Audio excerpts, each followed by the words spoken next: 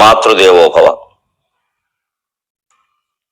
అమ్మ ప్రేమ కన్నా కమదనము లేదు, తెలుగు భాష కన్నా తేనె లేదు, దీనసేవ కన్నా తీర్థయాత్రయ లేదు, దైవ భక్తి కన్నా ధనము లేదు. ప్రేమలన్నిటిలోకి తల్లి ప్రేమ గొప్పది, భాషలన్నిటిలోకి తెలుగు భాష గొప్పది, తీర్థయాత్రలన్నిటిలోకి దీనులకు చేసే సేవాయాత్రే గొప్పది, అన్ని రకాల సంపదలలోకి దైవభక్తి అనేటువంటి సంపద గొప్పది. ఈ సారాంశాన్ని ఉగాది సందర్భంగా అర్థం చేసుకుంటూ, జీర్ణం చేసుకుంటూ, ఆచరణలో పెట్టడానికి ప్రయత్నిస్తూ మనం ముఖ్యంగా ఉగాది విశిష్టత ఏమిటి అంటే, ఇది దేవుడు లేని పండుగ. అంటే ప్రత్యేకించి ఏ దేవుడు దీనికి పేరు పెట్టి ఉండడు. శ్రీరామనవమి అంటే శ్రీరాముడు, కృష్ణాష్టమి అంటే కృష్ణుడు, శివరాత్రి అంటే శివుడు, విజయదశమి అంటే అమ్మవారు మనకి లెక్క. ఉగాదికి ఏ దేవుడు ప్రత్యేకంగా లేడు. అలాగని దేవుడు ఉండడు అని అనడానికి వీల్లేదు. ఏ గుళ్ళోకైనా వెళ్ళచ్చు, కానీ ఏదో గుళ్ళోకి వెళ్ళి తీరతారు. ఎందుకంటే సంవత్సరం మొదటి రోజుని ఏం చేస్తే ఆ ప్రేరణ సంవత్సరం అంతా కొనసాగుతుంది అని ఒక నమ్మకం మనకుంది. నమ్మకాల్లో మంచి నమ్మకాలు, గుడ్డి నమ్మకాలు ఉన్నాయి. ఇది మంచి నమ్మకం. ఎందుకంటే కనీసం ఆ ఒక్కరోజైనా కొన్ని మంచి పనులు చేసి శుభప్రదంగా కాలాన్ని గడిపి మిగిలిన 364 రోజులకి ఒక పునాది వేసుకుంటాం. అంచేతను నమ్మకాలు ప్రతిదాన్ని ప్రయోగశాలలో గొట్టాల్లో గొడుగుల మధ్య పెట్టి ద్రావకాలు పెట్టి ఉష్ణోగ్రతతో వేడి చేసి నిరూపణ చేయక్కర్లేదు. నమ్మకం ఎప్పుడు నమ్మకం. నమ్మకానికి దానికి ఉండేటువంటి గొప్పతనం దానికి ఉంది. ప్రతి నమ్మకం రుజువు కావలసిన అవసరం ఏంటి? అది కావలసిన వేరు. వివేకానందుడు చెబుతాడు ఒక మాట, మనల్ని బలహీనుడు చేసేటువంటి ఏ విషయాన్ని మీరు నమ్మొద్దు అన్నాడు. ఋషులు చెప్పినా సరే అన్నాడు. వేదం చెప్పినా సరే మీరు నమ్మొద్దు. వేదం చెప్పదు అలాగా, ఋషులు చెప్పరు. కానీ ఆయన స్ఫుటంగా చెబుతాడు మాట గట్టిగా. కాబట్టి మనల్ని బలహీనులు చేసేటువంటి ఏ అభిప్రాయాన్ని మీరు నమ్మొద్దు. మనల్ని బలవంతులు చేసేటువంటి ఏ అభిప్రాయాన్నైనా మీరు వదలొద్దన్నాడు. ఈ నమ్మకం ఉగాది నాడు ఏం జరిగితే సంవత్సరం అంతా అలా ఉంటుంది అనేటువంటిది ఒక బలవంతులు చేసేటువంటి నమ్మకం.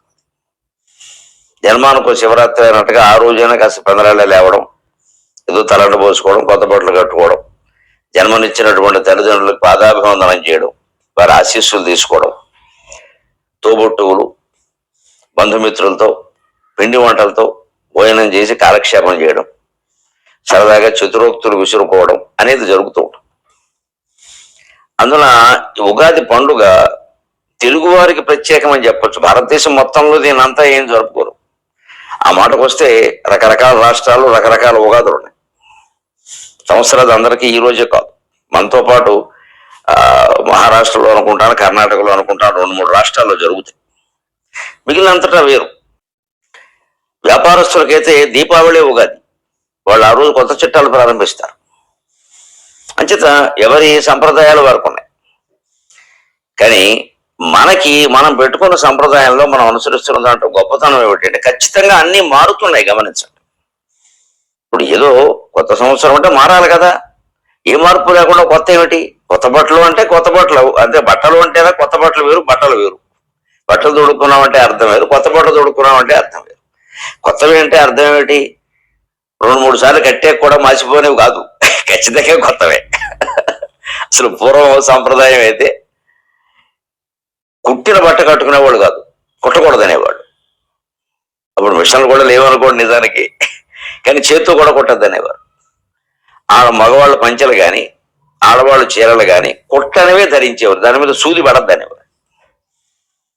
చివరికి పంచే కండువ కలిపి నేస్తే పురోహితుడు చాలా నైపుణ్యంగా ఇలాగ చూపుడు వేళ్ళు 2 తిప్పి దాన్ని కత్తిరించేవారు. కత్తిర వాడకుండా కత్తిర వేయద్దనేవారు. కత్తెర వేయడాన్ని, సూది పెట్టుకోవడాన్ని అశుభంగా భావించేవారు. అదేదో గుచ్చుకున్నట్టు పోసినట్టు ఉంటుంది కాబట్టి అంతకంటే ఏం లేదు. దాంట్లో అంతకంటే విశేషం లేదు. అది ఈ కత్తిరింపులు, ఈ కుట్టడాలు ఇవన్నీ సత్యనారాయణ వ్రతనాడు పీటల మీద ఎందుకు? అందుకని వద్దనేవారు. సరే తర్వాత తర్వాత సాంప్రదాయాలు మారి ఇప్పుడు ఎంత విచిత్రంగా మారిపోయారంటే, మనం అమ్మాయికి చీర పెట్టదలుచుకుంటే తల్లి ఫోన్ చేసి నీకు ఈ రంగు చీర పెడుతున్నావు అని చెబుతుంది. ఎందుకంటే ముందు ఆవిడ రవిక సిద్ధం చేసుకోవాలి. అందులో మ్యాచింగ్ జోడీ బోడీ ఎన్ని ఉన్నాయి, చాలా ఉన్నాయి, అవి సిద్ధం చేసుకోవాలి. అసలు ఆ మాటకు వస్తే ఇప్పుడు ఇంకా సులభమైన ఉపాయం ఒకటి కనిపెట్టారు, సుఖంగా ఉంది కూడాను. నేనైతే ఎటువంటి వాటిని సమర్థిస్తాను, గొడవ లేదని. ఏమిటంటే నువ్వు కొనేసుకోమా, మేము డబ్బులు ఇస్తాం, గొడవ లేని వ్యవహారం. మీ ఇంటికి వస్తున్నావు, ఎలాగో తల్లిదండ్రి బట్టలు పెట్టాలి, అందుకని నువ్వు మీ ఆయన మీకు కావలసిన మీరు కొనేసుకోండి, మీకేం డబ్బు పరిమితి ఏం లేదు. అబ్బాయికి అల్లుడికి పరిమితి ఏమిటండి, ఇస్తాము మన వాళ్ళకే కదా, మీరు కొనేసుకోండి, మేము ఇచ్చేస్తాం. వాళ్ళు కొని అన్ని జాకెట్లు కూడా సిద్ధం చేసుకుని ఈయన గారు ప్యాంట్లు చొక్కాలు ఈయనకు కావలసిన విధంగా సిద్ధం చేసుకున్న వాటిని అప్పుడు పెడుతున్నారు. అంతకుముందు అమ్మమ్మ బాబుతో లాంఛనాలు లోపల పడగదులు అయిపోతాయి అల్లుడికి. అప్పుడు వీళ్ళు వెళ్ళి కట్టుకుని వస్తారు. ఎందుకంటే మన సంప్రదాయం ప్రకారం పేట్ల మీద కట్టుకోవాలి. పూర్వం చాలా ఆడవాళ్ళు అంటే లోపలికి వెళ్ళేవారు, అది పద్ధతి. మగవాళ్ళు అయితే అక్కడే పంచి మార్చుకునేవారు శుభ్రంగా. ఆ పంచి ఉండగానే తీసేసి ఇంకో పంచి మార్చుకునేవారు, అదేం ఇబ్బందిగా కూడా ఉండేది కాదు. అలా జరిగేది. సంప్రదాయాలు మారుతున్నప్పుడు ఎప్పుడు మారడం తప్పులేదు, మారుతూ ఉంటాయి, కానీ మౌలికమైన ఆశయం దెబ్బతినకూడదు. మార్పు అంటే అది మౌలికమైన ఆశయం దెబ్బతినకూడదు. ఈ ఉగాది పండుగలో కాలం మార్పులో ఒక విశిష్టత ఏమిటంటే, సంవత్సరం మారింది, ఋతువు మారింది, నెల మారింది, పక్షం మారింది, తిథి మారింది, నక్షత్రం మారింది. శార్వరనామ సంవత్సరం వెళ్ళి పిలవనామ సంవత్సరం వచ్చింది. శిశిర ఋతువు వెళ్ళి వసంత ఋతువు వచ్చింది. కృష్ణపక్షం వెళ్ళి శుక్లపక్షం వచ్చింది. తిథి అమావాస్య వెళ్ళి పాఠ్యం వచ్చింది. నక్షత్రం సరిగ్గా మీకు ఎన్ని రకాల నక్షత్రాలు ఏ రోజుకు మారినా ఖచ్చితంగా పాల్గొన బహుళ అమావాస్యలో రేవతి నక్షత్రం ఉంటుంది, ఉగాది నాడు అశ్విని నక్షత్రం ఉంటుంది. అశ్విని నక్షత్రం వచ్చి అంటే మొత్తం మీద క్యాలెండర్ ఈ పంచాంగం అనేది ఏడాదికి సరిపోవాలి. మళ్ళీ జనవరి 14 సంక్రాంతి అనేది ఖాయమైపోవాలి, లేకపోతే ప్రపంచంతో మనం సమానంగా ఉండలేము, తేదీలు తేడా వచ్చేస్తాయి. అలాగా భారతీయ పంచాంగాన్ని ఎంత సంకోచ వ్యాకోచాలకు అనుకూలంగా అనువుగా రచన చేశారు మన సిద్ధాంతులు అంటే, ప్రపంచంలో ఎక్కడ వాళ్ళు ఏ సంప్రదాయం ప్రకారం ఏ పంచాంగం పాటించినా వాళ్ళతో మొత్తం మీద సంక్రాంతి సమయానికి మంది సరిపోతుంది. అక్కడ జనవరి 14 సంక్రాంతి ఖచ్చితంగా. మహా అయితే ఈ మధ్య అది కూడా కాస్త గొడవ 14 అనేది కొంచెం వస్తుంది, కానీ అంత గొడవ పడాల్సిన పని. జనవరి 14 కుదరకపోతే ఏడాది కుదరదు, అది ఆ రోజు కానీ సరిపోవలసిందే. ఇంకా దీని ప్రకారమే ఇంగ్లీషు వాళ్ళ క్యాలెండర్లో ఫిబ్రవరి నెలకి 28, మళ్ళీ 4 ఏళ్లకు ఒకసారి 29, కొన్ని నెలలకి 30, కొన్ని నెలలకి 31, ఇన్ని రకాలు పెట్టుకున్నారు. మన పంచాంగంలో ఈ రోజుల్లో తేడాలు ఉండవు. ఖచ్చితంగా 30 తిథులు ఉంటాయి. మనకి తిథి నిర్మాణంలోనే తేడా ఉంది. కొన్ని 24 గంటలు ఉంటాయి, కొన్ని 23, కొన్ని 22, ఈ తేడాలు ఉంటాయి. ఇది చాంద్రమానం, ఇది వారిది సౌరమానం, చాంద్రమానం. ఇప్పటికీ మన దేశంలో తమిళనాడులో సౌరమానమే నడుస్తుంది. అందుకే మనకి ఇప్పుడు ఉగాది అయితే వాడికి ఇంకో నెల దాటాకి వస్తుంది. మనం పాల్గొన మాసం మనకి వెళ్ళిపోయింది, ఇప్పుడు వాళ్ళకి పాల్గొన మాసం నడుస్తూ ఉంటుంది. మనకు మార్గశిరం అయిపోయాక వాళ్ళకి మార్గశిరం నడుస్తుంది. అందుకే ప్రసిద్ధమైన వైష్ణవ దేవాలయాల్లో 2 ధనుర్మాసాలు నడిపిస్తారు. ధనుర్మాసం అంటే ఓ పక్క మాసం అని చెబుతూనే 2 మాసాలు ఎందుకంటే ఈ సంకటం, ధర్మ సంకటం. సరే, అక్కడ పెత్తనాన్ని బట్టి కూడా నడుస్తూ ఉంటుంది అనుకోండి. అదే 1 మాసాన్ని 2 మాసాలు నడపడం ఏమిటి, పెత్తనాన్ని బట్టి నడుస్తే వ్యవహారం. ఈ మార్పుల్లో మనం గమనించాల్సింది 2020 సంవత్సరం 2021 కావడానికి, శార్వరనామ సంవత్సరం పిలవనామ సంవత్సరం కావడానికి చాలా తేడా. నిజానికి న్యూ ఇయర్స్ డే అంటే ఈ ప్లవనామ సంవత్సరం ఉగాదే కొత్త సంవత్సరాది డే అంటే ఈ ప్లవనామ సంవత్సరం ఉగాదే కొత్త సంవత్సరాది. ఎందుకంటే డిసెంబర్ 31 జనవరి 1లోగా ఏం మారింది? నెల మారితే మారచ్చు, తేదీ మారచ్చు, కానీ ఎప్పుడు మారింది అంటున్నారు? ఆ తేదీ అర్ధరాత్రి 12 గంటలు 1 నిమిషాలకి మనిషి పడుకున్నాడు, వీడు లేచి ఈ ట్యాంక్ బండ మీదకి ఎక్కరేస్తే తప్పితే లేకపోతే లేచే అవకాశం లేదు. ఏం మారింది? కనీసం వీడు ఈ కాలు తీసి ఆ కాలు కూడా పక్కకి వెళ్ళేది కదా, మారడం ఏంటండి అర్థం లేనమాట. మరి ఏ మార్పు లేనప్పుడు ఉగాది ఏమిటి అంటే తేదీ మారింది అని మనం అనుకునే భ్రమ తప్పితే అర్ధరాత్రి 12 గంటలకు ఎక్కడ తేదీలు మారకూడదు. మారడం శాస్త్రీయం కాదు. మారాలి అంటే చీకటి నుంచి వెలుగులోకి, వెలుగు నుంచి చీకటిలోకి, ఓ దాంట్లో నుంచి ఇంకో దాంట్లోకి వెళ్ళాలి. అది కదా మార్పు. ఇల్లు మారేమండి అంటే ఈ ఇంట్లోంచి ఆ ఇంట్లోకి వెళ్ళి మార్పు, కానీ ఈ ఇంట్లోనే గుడుగుడు కొంచెం తిరుగుతూ మారేమంటే ఏం మారావు అంటే మారేమనేది ఇంగ్లీష్ సంప్రదాయం ప్రకారం అబద్ధం, ఏమీ మారలేదు. డిసెంబర్ అనే నెల, జనవరి అనే మన లెక్క ప్రకారం మార్చుకున్నది. కాలంలో మార్పు ఉందా? మన లెక్కలో మార్చేసుకోవడం కాదు. కాలంలో మార్పు ఉందా? అది చలికాలమే, డిసెంబరు చలే, జనవరి చలే, ఋతువు ఒకటే, వాతావరణం ప్రకారం మాసము ఒకటే. పోనీ తేదీ మారిందన్నామంటే సూర్యోదయానికి దినం మారుతుంది కానీ అర్ధరాత్రి దినం మారడం ఏంటండి? పూర్తిగా అశాస్త్రీయమైన వ్యవహారం. అందుకని మన తెలుగు ఉగాది ప్రత్యేకత ఏమంటే శాస్త్రీయం అంటే లాజిక్. ప్రతిదానికి లాజిక్ అంటారు. ఇక్కడ ఎందుకు ఉండదు లాజిక్? ఏదైనా మాట్లాడితే దేవుడు అనగానే దేవుడు ఉన్నాడంటే మీరు నిరూపిస్తారా అంటారు. ఇది తేదీ మారిందా నిరూపించమనంటే ప్రపంచం మొత్తం మీద ఎలా మారుతుంది? 12ంటికి వీడు పడుకుంటే మారుతుందా? వీళ్ళు లేస్తే మారుతుందా? కాలంలో మార్పు కనపడకుండా మారింది అని ఎలా అంటాం మనం? కాలం మార్పే కదా ఒక సంవత్సరం. అది అయితే సంవత్సరానికి ఎలా అవుతుంది? ఎట్టి పరిస్థితుల్లో ఏ శాస్త్రం ప్రకారం చూసినా మనం కల్పించుకున్న శాస్త్రాల ప్రకారం, పంచాంగాల ప్రకారం తప్పితే జనవరి 1 సంవత్సరాది కాదు. ఈ ఉగాది సంవత్సరాది. దానికి శాస్త్రీయత ఉంది. సరే, మన సంప్రదాయాల ప్రకారం మనం చెప్పుకోవడం. దీంట్లోనే మనం నేర్చుకోవాల్సింది ఇంకోటి, మన ఆచారాల్లో గొప్పతనం. ఉగాది నాడు 3 చాలా ముఖ్యం. ఒకటి పచ్చడి లేవగానే, తర్వాత పంచాంగం, తర్వాత పద్యాలు. 3 ప్రకారాలే: పచ్చడి, పంచాంగం, పద్యం. పచ్చడిలో సరిగ్గా 6 రుచులు కలుస్తాయి. చిన్న చెరుకు గడల తీపి, చిన్న మిరప కోపి, వేప పువ్వు చేదు పూప వగరు, చింతపండు పులుపు చిటికెడుప్పు కలుపు, కలిపి కొట్టువాడే తెలుగువాడు. తెలుగు వాళ్ళ లక్షణం కలిపికొట్టడం. మనకి ఒక ఆచారం ఏమిటంటే, కలిపికొట్టడం అనేది తెలుగు వాళ్ళ మాటగా ఎందుకు స్థిరపడింది అంటే, ఒక కూరలో ఇంకో కూర కలపడం అనేది తెలుగు వాళ్ళలో ఎక్కువ. కందా బచ్చలి, వంకాయ చిక్కుడుకాయ, కొన్ని జోడీలు ఉన్నాయి. ఇష్టం వచ్చినట్టు కలిపేయకూడదు. మళ్ళీ వంకాయలు బంగాళదుంపలు కలిపేయకూడదు, కలవాలాగా. ఏదో కూరలు లేక కలిపేయడం వేరే విషయం అది. ఇంకా ఈ మధ్య విచిత్రంగా ములక్కాయలు కలిపేస్తున్నారు. పెద్దంట ములక్కాయలు కేవలం పులుసులో వేసుకోవాలి, చారులో వేసుకోవాలి. కూర కింద తినడం అంటే ఇంకొక రకంగా తినడం చేత కదని చెప్పాలి. ములక్కాయలు ఎలా తింటాం కూరలో? అది ఇంత పొడుగుంటుంది, అది పీచు.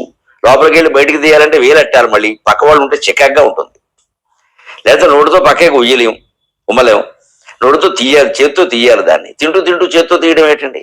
ఈ పరిస్థితి రాకూడదు అంటే ములక్కాయలు కేవలం చారులోనూ పులుసులోనూ వేసుకోవాలి, దేంటో కలపకూడదు. ఆచారంలో పులుసులో వేసినా సరే తెలుగు వాళ్ళ పద్ధతి ఏమిటంటే ఇంతకాడ వేయాలి. చూపుడు వేలు లెక్క ములక్కాయలకి. చూపుడు వేలుతో కొలవడమే. ఎందుకని? దీన్ని ఇటు పట్టుకొని ఇటు లాగచ్చు, అటు పట్టుకొని అటు లాగచ్చు, మొత్తం మీద అవతల పారచ్చు. ఆ గుజ్జు తినాలి కానీ ఈ కాడంతా నవ్వులుతూ కూర్చుంటే ఈ జన్మకు తెమలదు. అదేమంత ఆరోగ్యకరమైంది కాదు. ఇది ములక్కాడు తినే విధానం. దాన్ని చారులో వేస్తే చారు మంచి గుమగుమలాడుతూ ఉంటుంది. వేడితో వేడిగా ఉండే అక్కడ సుగంధం. ములక్కాడ శరీరానికి అందాలి, కానీ అందవలసిన విధానం ఇది. అందుకని పప్పులో ములక్కాడ వేసేసి, వంకాయలో ములక్కాడ కలిపేసేసి, దాన్ని మళ్ళీ ఇంత ముక్కలు చేసి అట్టికే వేపుడులాగా ఆ ముక్క తినాలో తెలియదు, వదిలేయాలో తెలియదు. అది లోపలికి వెళ్తే పీచు, వదిలేద్దామంటే లోపల ఏదో ఉంది, వీళ్ళతో పట్టుకునేది కాదు. ఈ జోడీలన్నీ తెలుగు వాళ్ళు చూస్తారండి. దేంట్లో ఏది కలపాలి, దేంట్లో ఏది నంచుకోవాలి. ముద్దపప్పు ఉంటే ఆవకాయ నంచుకుంటారు, ముద్దపప్పులోకి తేనె కూడా నంచుకోడు. మినపరొట్టు ఉంటే తేనె నంచుకుంటాడు, బొబ్బట్లు ఉంటే దోసకాయ పచ్చడి నంచుకుంటాడు. ఎందుకంటే బొబ్బట్లు అరగవు, మైదా పిండి. ఈ చింతపండు దోసకాయ పచ్చడి చింతపండు వేసి చేస్తారు, అందుకని అరుగుతుంది. ఈ ఖచ్చితంగా ఇది తింటే ఇది తినాలి అని ఒక లెక్క ఉంటుంది. కోడి మాంసం తింటే జున్ను తినాలి. మీకు ఎలా తెలుసు అనకండి, పత్రికలో చూశాను. కోడి మాంసం వేడి చేస్తుంది, అది జున్ను తింటే కనుక చలవ చేస్తుంది. అలాగే ముంజికాయలు తినాలంటే మామిడికాయ పద్ధతి తినాలి, లేకపోతే ముంజికాయలు అరగవు. అలాగే మరి జున్ను తింటే మంచినీళ్ళు తాగాలి. కోడి మాంసం తింటే జున్ను తినాలి, కానీ జున్ను తింటే మంచినీళ్ళు తాగాలి. జున్ను ఇంత ఒక కప్పు జున్ను తింటే 2 గ్లాసులు మంచినీళ్ళు తాగాలి, లేకపోతే అరగదు. ఈ మొత్తం దేంతో ఏది కలపాలి అనేది ఆరోగ్య విధానం, వైద్య విధానం ద్వారా కనిపెట్టిన వాడు తెలుగువాడు. మరి ఉగాది నాడు కలిపిన విధానాలు చూస్తే విచిత్రంగా ఉండదు. చెరుగ్గళ్ళు ఎక్కడ, మిరపకాయలు ఎక్కడ, ఉప్పు పులుపు సరిపోని, చింతపండు ఉప్పు ఏదో ఉప్పు పులుపు కొంచెం కలిసే అనుకుందాం. వేప పువ్వు ఎక్కడ, మామిడి పిందెలు ఎక్కడ, ఇవి ఏ రకంగానూ కలిసేవి కావు. వీటన్నింటినీ కలిపి పచ్చడి అని చేసి అన్నంలో కలుపుకునే అవకాశం లేకుండా, దేవుడి ప్రసాదంలాగా కళ్ళగద్దుకునే అవసరము లేకుండా, దానికి పచ్చడైన విచిత్రమైన పేరోడు పెట్టి అదేదో కొద్దిగా మాత్రమే ఇచ్చి అది మళ్ళీ 1/2 కేజీ ఇవ్వకుండా దాన్ని సేవిస్తే గానీ ఇంకే పని చేయొద్దు అనడం, ఏది తినద్దు, పరగడుపున తినాలి అన్న ఉద్దేశం ఏమిటంటే, ఇంత విచిత్రంగా ఉంటుంది జీవితం. భార్య తీపి అయితే భర్త కారం అయిపోతాడు, మిరపగా బజ్జీ అయిపోతాడు, భరించాల్సిందే. ఇప్పుడు చేదైతే వాడు వగరైపోతాడు, వీళ్ళు ఒకళ్ళు ఉప్పు అయితే ఒకళ్ళు పులుపు అయిపోతాడు. కానీ గమనించండి, పళ్ళు పులిసినప్పుడు ఏం చేస్తాం, మళ్ళీ కాస్త ఉప్పు కలుపుకుంటాం. ఉప్పు కొంచెం ఆ పులుపు పోతుంది. మామిడి పిందులు తినేటప్పుడు పళ్ళు పులుస్తాయి, ఉప్పు కలిపితే పోతుంది. అంచేత పులుపుకి ఉప్పు జోడీ కదా. అంచేత భగవంతుడు ఆ ఇద్దరిని కలిపాడు. ఒకళ్ళు ఎక్కువ ఖర్చు పెట్టేవాళ్ళు ఉంటే, ఒకళ్ళు తక్కువ ఖర్చు పెట్టేవాళ్ళు ఉంటే సంసారం సరిపోతుంది. ఇద్దరు దుబారా చేసేస్తే మొత్తం బహారా అయిపోతుంది పైకి. ఒకళ్ళు కొంచెం కోపదారి మనుషులు ఉంటే, కొంచెం వాళ్ళు శాంతంగా సహనంగా ఉండేవాళ్ళు ఉంటే సంసారం నడుస్తుంది. అలాగని ఎప్పుడు ఉండగలరా, ఎప్పుడు వాళ్ళకే వస్తుంది తెక్క, అది గ్రహించుకోవాలి. కానీ అవతల స్వభావాన్ని బట్టి మన స్వభావాన్ని కాస్త మార్చుకుని ఉండగలిగితే సంసారం బాగుంటుంది. అది మనకు అలవాటు చేస్తుంది ఉగాది పచ్చడి. మిరపకాయతో చెరుకు ముక్క కలవలేదా, పచ్చిమిరపకాయతో కలవలేదా, ఉప్పుతో పులుపు కలవలేదా, వేపు ఒక క్షణం ఉండి పోతుంది, తర్వాత ఏమి శాశ్వతంగా ఉండేది కాదు. ఆ పూతతోటి మామిడి పిందులు కలవలేదా, నువ్వు మీ ఆవిడతో ఎందుకు కలిసి ఉండలేకపోతున్నావు జాగ్రత్తగా. ఆవిడ స్వభావం ఏదో మారిపోవాలి, ఈయన స్వభావం ఏదో మారిపోవాలి. ఎవరి స్వభావాలు ఎవరు మారుస్తారండి, చాలా కష్టం కదా. చిన్నపిల్లలు అయితే కొంచెం ఏదో చేసి చెప్పొచ్చు, కొంచెం పెద్దవాళ్ళు అయితే ఏదో ఉపదేశించవచ్చు. ఎంతకాలం సాగుతాయి? 25 ఏళ్ళు దాటాక ప్రపంచంలో ఎవడు మార్చలేడు, భగవంతుడు మార్చాలి మనుషులు. చేయలేదు దానికి, అది సాధ్యమయ్యేది కాదు. అది ఇక్కడ వాళ్ళకు వ్యక్తిత్వం ఏర్పడిపోయింది. పైగా కొంతమంది ఎంత చెప్పినా మారకపోవడానికి కారణం అండి, జన్మాంతర కర్మసూత్రం ప్రకారం వాడు అనుభవించవలసిన సుఖాలు దుఃఖాలు ఉంటాయి. అవి అనుభవించాలంటే వాడు అలాగే ఉండాలి, ఇంకోలా ఉంటే కష్టం. ఎందుకంటే ఆ లెక్క ప్రకారం కంసుడు పూర్వజన్మలో కాలనేమి రాక్షసుడు. వాడికి 6 కొడుకుల మీద కోపం వచ్చి శపించాడు, నేను మిమ్మల్ని చంపుతానని. కొడుకుల్నే చంపలేకపోయాడు. ఆ కాలనేమి కంసుడిగా పుట్టాడు. మంచిది, ఈ జన్మలో చంపాలి. చిత్రం ఏంటంటే వాడు చేతిలో చనిపోయిన 6 వాడి కొడుకులు కాదు, చెల్లెలు కొడుకులు, దేవక కొడుకులు. వీళ్ళకి మళ్ళీ ఈ కంసుడు సంబంధించిన కాలనేమి సంబంధించిన శాపం ఒకటే కాదు, వీళ్ళ మళ్ళీ దేవకి కడుపున పుట్టి 6 పుత్రులు పోయిన దుఃఖాన్ని ఆవిడ రావడానికి కారణం, ఆవిడ అతిథిగా ఉన్నప్పుడు, పూర్వజన్మలో అతిథిగా ఉన్నప్పుడు తన సవతైనటువంటి దితి గర్భాన్ని ఛేదించే ప్రయత్నం చేసింది. ఈ తల్లి ఆజ్ఞ ప్రకారం ఇంద్రుడు సూక్ష్మ రూపంలో పినతల్లి గర్భంలోకి వెళ్ళి ఆ లోపల పిండాన్ని 6 సార్లు నరికాడు. అది 7 ముక్కలైంది. ఓసారి నరికితే 2 ముక్కలు అవుతుందిగా, 6 సార్లు నరికితే 7 ముక్కలైంది. అందుకే సరిగ్గా ఈవిడికి బలరాముడితో సహా 7 సంతానం కలిగారు. 6 సార్లు నరకబట్టి 6 నరకబడ్డారు కంసుడు చేత. 6 సార్లు దెబ్బేస్తే 7వ ముక్క పక్కకి ఎడుతుంది కాబట్టి పక్కకి వెళ్ళింది సంకర్షణుడు బలరాముడు అయ్యాడు. 8వ వాడు ఏ ఇబ్బంది లేకుండా పరమాత్మ పుట్టాడు. దేవకి వసుదేవసుతం దేవం కంసచాణూర మర్దనం. ఎంత విచిత్రంగా ఉంది. దీన్ని బట్టి మనం ఏం గ్రహించాలి? శ్రీకృష్ణుడికి, కంసుడికి, దేవకీ దేవికి, వాళ్ళ తమ్ముళ్ళకి వీళ్ళ కర్మసూత్రం తప్పలేదు. మనకి తప్పిపోతుందా? నివారణ లేదు, జాగ్రత్తలు తీసుకోవడమే. జాగ్రత్తలు తీసుకుంటే ప్రమాదం తగ్గుతుంది. చాలుగా మనకు కావాల్సింది ఆ పరిణామం జరగాలి, కానీ తగ్గడం మంచిదే కదా. ఒక గుణపం కాలు మీద పడి కాలు విరిగిపోవడానికేనో గుణుసుదు గుచ్చుకోవడానికి తేడా లేదండి. భగవద్భక్తి, దైవ పూజ, అందులో మనస్సు పెట్టి చేసేటువంటి పూజ ఎంత గొప్పది అంటే, గుణపం కాలు మీద పడవలసిన చోట గుండుసూదు గుచ్చుకునేలా చేస్తుంది అమ్మవారు. అంత దయామయ్యేవాడు.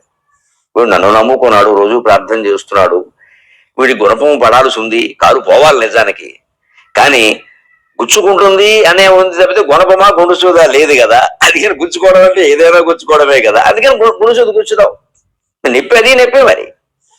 కానీ గుణుసూదు గుచ్చుకోవడానికి గుణపం గుచ్చుకోవడానికి తేడా లేదా? ఇలాగా భగవంతుడు భక్తుల్ని కాపాడుతాడు. అందుకే రమణ మహర్షి ఒక గొప్ప మాట చెబుతాడు, భగవంతునికి శరణాగతి చెందిన వాని ప్రాక్తన కర్మ ఫలములు వానికి అనుకూలముగానే ఉండును గాని ప్రతికూలముగా ఉండవు అంటారు.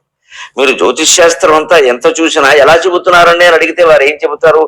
మీరు ఆ రాశిలో పుట్టారా, నక్షత్రంలో పుట్టారు అంటే మీ పూర్వజన్మ కర్మఫలాలు ఏమున్నాయో అవి అనుభవించడం కోసమే అక్కడ పుట్టారండి. అందుకని ఆ రాశి నడకన బట్టి, నక్షత్రం నడకన బట్టి మేము చెప్తా ఉంటారు. అంతకంటే వారి దగ్గర ఉన్న శాస్త్రం ఏమిటి? శాస్త్రం మూలమే. అంటే మనం చేసిన కర్మఫలాలే మనకు వస్తాయి, కానీ ఈ రాశులు కానీ, ఈ గ్రహాలు కానీ, నక్షత్రాలు కానీ మన మీద ఏం పగబట్టలేదు, మనల్ని ప్రేమించడం లేదు. ప్రేమించవలసిన అవసరం, పగబట్టవలసిన అవసరం వాటికి లేదు. అవి గ్రహాలు గోళాలు, గట్టిగా మాట్లాడితే అమ్మవారి దృష్టిలో గోళిక్కాయలు, అంత భయపడిపోవక్కర్లేదు వాటికి. అవి మన మీద పగబట్టవు, మనుషులు కావు. పురాణాల్లో బృహస్పతిని, శుక్రాచార్యులని కథలు ఎందుకు చెబుతారంటే ఆ గ్రహ గమనాలు, ఆ గ్రహ దోషాలు, ఆ గ్రహ ప్రభావాలు మనకు అర్థం కావడానికి చెప్పిన కథలు.